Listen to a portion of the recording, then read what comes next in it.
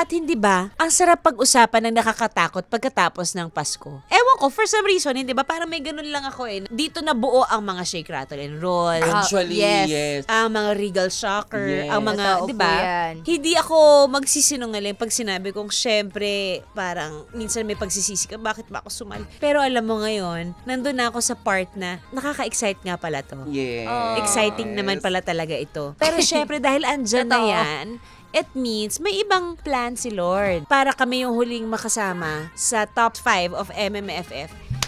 May iba siyang plano. So, sino ako to question that path, hindi ba? So, andito na lang ako para talagang siguraduhin na maalala ng mga tao na gawing number 1. Yes po, opo, ang Espantaho sa pagnood sa December 25. It is a family movie because it is about mother's love. It is about forgiveness and acceptance.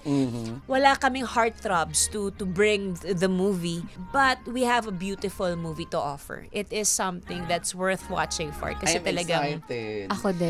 bibihira na lang gumawa sa direct Chito ng pelikula. Ako din, bihira na lang akong gumawa ng pelikula. Pero lahat ng pagod, hirap at puyat na dinanas namin dito sa Espantaho, it's all worth it. Super worth it talaga.